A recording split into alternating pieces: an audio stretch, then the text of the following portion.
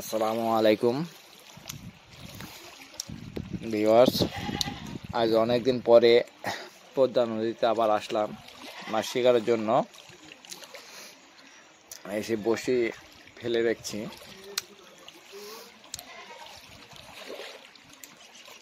এখানে অনেকজনই প্রতিদিন মাছ শিকার করে, তা আমিও আসলাম। পানি একটু বাড়তির দিকে, আগের তুলনায় পানি অনেকখানি বেড়েছে। বসে আছি, দেখি কি অবস্থা। এটা বাঘা ধরে, এখানে মোটামুটি মাছ ভালোই হয়। আজকে বাতাস আর ঢেউ প্রচুর পরিমাণ। সকাল 11টার মতো বাজে, এখন পর্যন্ত কেউ একটা মাছ পায়নি।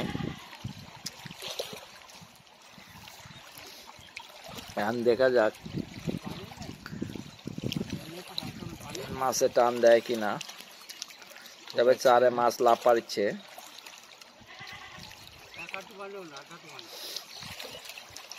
আমরা নাটোর থেকে আসছি বাঘা, এখান থেকে নাটোর থেকে 55 কিলোমিটার দূরে।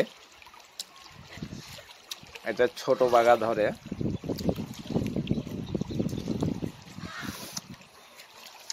অনেক দূর থেকে আসছি একটি মাছের আশায়, এখন দেখা যাক কি হয়।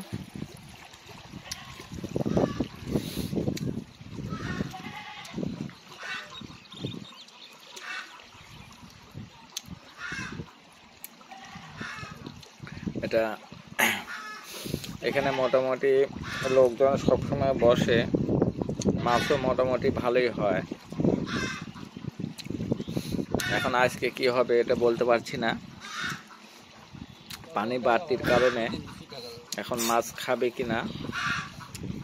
এই যে ভাইরা বসে আছে, মনে হচ্ছে ঘুমাচ্ছে। ওই সাইডে প্রচুর লোক বসে আছে, সব জায়গায় লোক বসে আছে মাছের আশায়।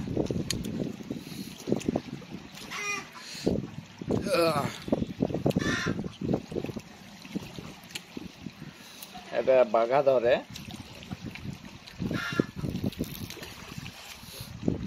এটা পদ্মা নদী, ঝড় বৃষ্টির কারণে মাছ এখন কম খাচ্ছে, যদিও পানি বাড়তির কারণে। তারপরে আশায় বসে আছি, দেখি মাছ হয় কিনা। এগুলো সব ভেঙে গেছে ঝড় বৃষ্টির কারণে।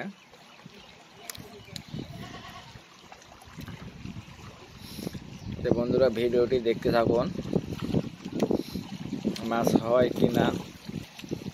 যদি আল্লাহ দেয় তাহলে পরবর্তী ভিডিওতে দেবনি। তো ভালো থাকুন। আসসালামু আলাইকুম রহমতুল্লাহ।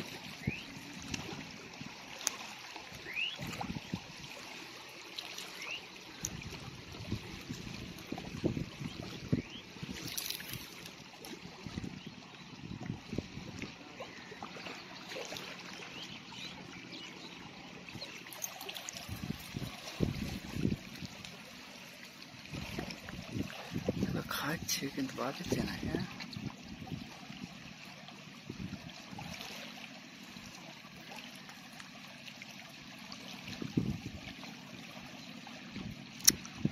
মিস